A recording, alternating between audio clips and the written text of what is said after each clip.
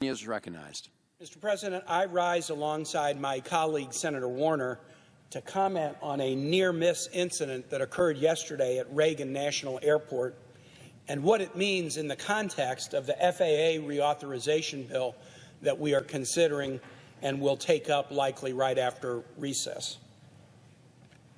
The incident yesterday was a big warning light flashing red telling Congress not to take steps that would weaken the safety of this airport.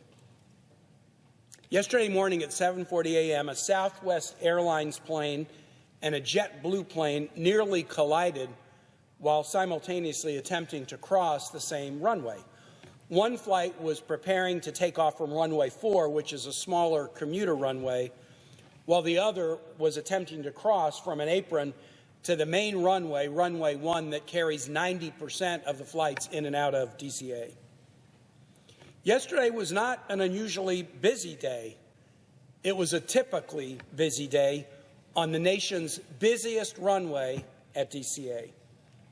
And while the FAA is still investigating the incident, there is disturbing audio that is circulating that I hope every member of this body will listen to. In the audio, you can hear air traffic controllers frantically yelling at each plane over the communications to stop, before both planes were able to halt their movements and narrowly avoid a collision. We're all relieved that disaster was averted and that no injuries or damages occurred thanks to the actions of the ATC professionals at DCA. But I'm incredulous that in a discussion about reauthorizing the Federal Aviation Administration, a bill that is meant to make travel safer, some members of Congress view this package as an opportunity to jam even more flights for their own personal convenience into a runway at DCA that is already overburdened and can't handle extra capacity. The gamble is exactly the opposite of improving public safety. The Federal Aviation Administration and the Regional Airport Commission created by Congress, the Metropolitan Washington Airports Authority, both agree that adding any flights to DCA will increase delays due to the increased risk for incidents like this. Any flights into DCA will increase delays due to the increased risk for incidents like this. DCA is a fraction of the size of our other two regional airports, Dulles and BWI, and the length of its runways are shorter. In fact, two of the runways are so short that 90% of the traffic, 800 flights a day, has to be put onto the main primary runway. Since 1986, Congress has recognized the capacity limits at DCA by restricting the number of nonstop flights that can originate out of DCA to airports outside of a 1,250-mile perimeter, with Dulles and BWI planned as the growth airports for the region's aviation needs. However, in the past and right now, during discussion about FAA reauthorization, certain members in both houses have attempted, and in some cases succeeded, in making changes to these rules that have disrupted the balance in the airport system by adding additional flights from Reagan to destinations outside the perimeter. These changes have produced significant stress on DCA's facilities and created frustrations for travelers, businesses, and local residents. We have been warning about this for over a year.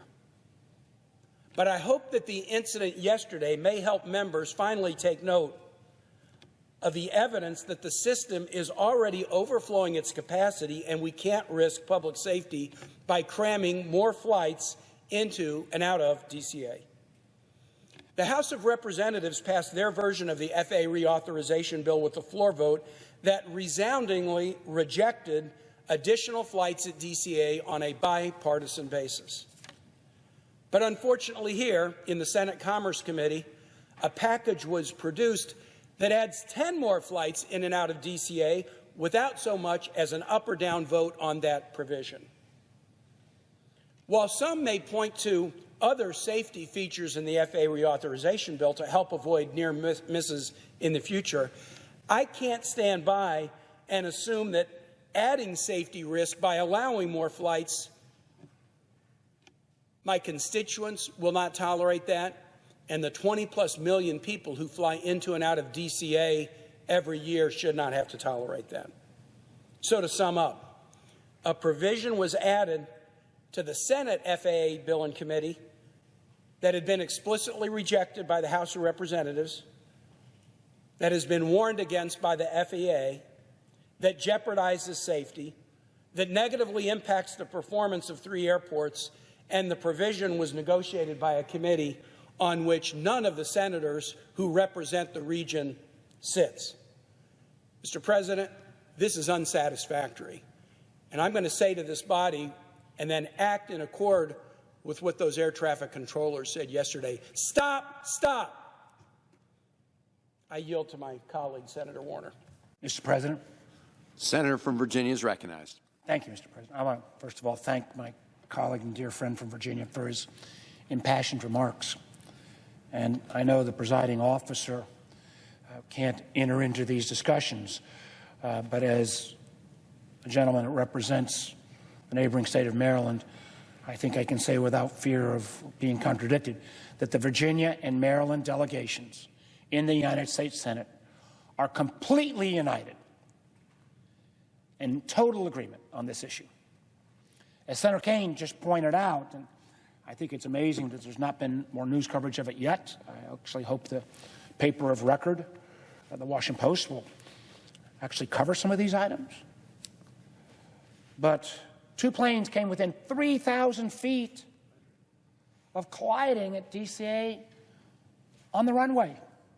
Now, I'm thankful there was no loss of life, but it's just plain unacceptable that this even happened. And again, Senator Kaine said, you don't have to take his word. You don't have to take my word.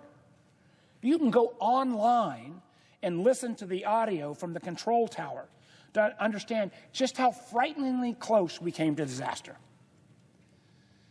That we came so close to catastrophe yesterday makes it absolutely clear. It's just plain crazy that some are pushing to add even more flights to DCA's already overburdened runway. Let me go through some of the stats. DCA averages 819 daily takeoffs and landings from its main runway.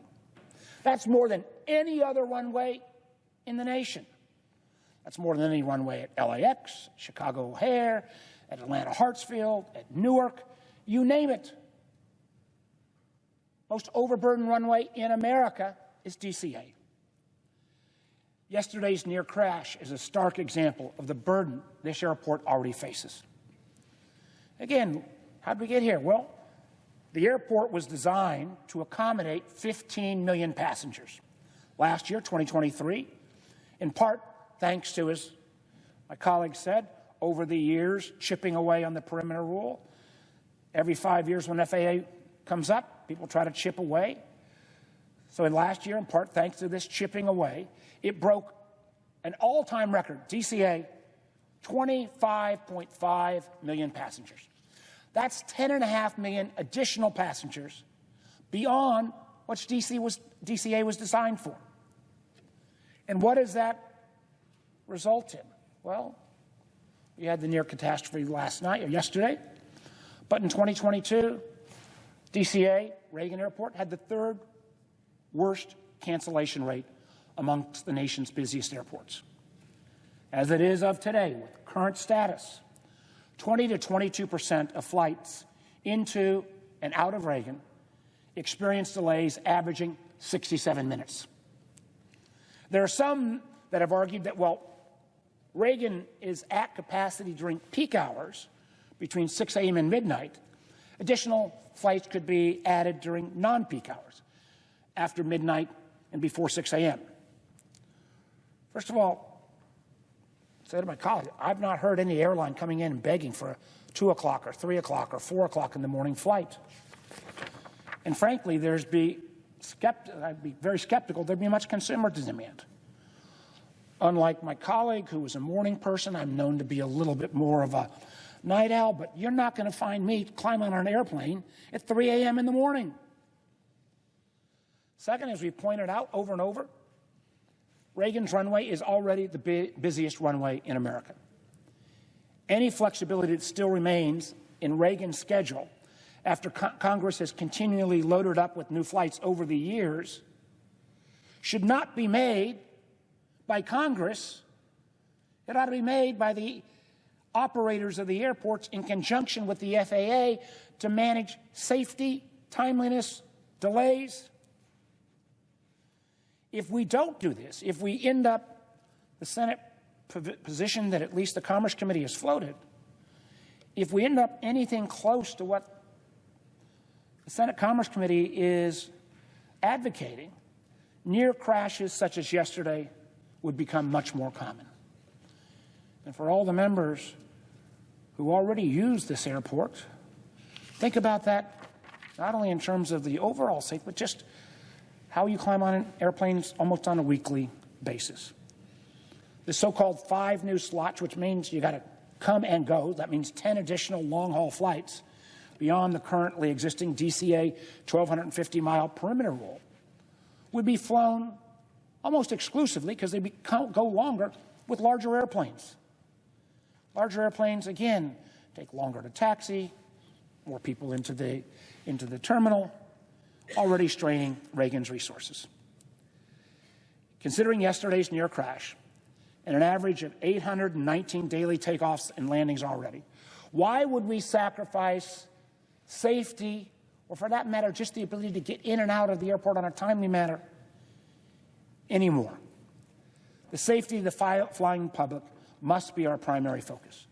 Yet we're now debating, as my colleague said, whether some lawmakers who want this added convenience is somehow more important than passenger safety.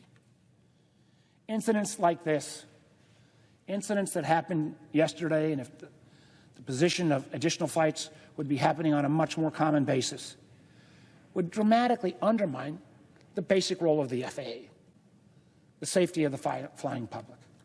We should not take that action when the FAA reauthorization comes up. It's not often that we say in this body that we ought to listen to the House, but in this case we ought to listen to the House. They had a full-flung debate on this issue, and an overwhelmingly bipartisan position came up with 0 new flights out of Reagan. I urge my colleagues to prioritize the safety of the flying public and reject any changes to slot and perimeter rules at Reagan in the FAA reauthorization bill, which we'll take up shortly. Thank you, Mr. President. And with that, I yield the floor and note the absence of a quorum.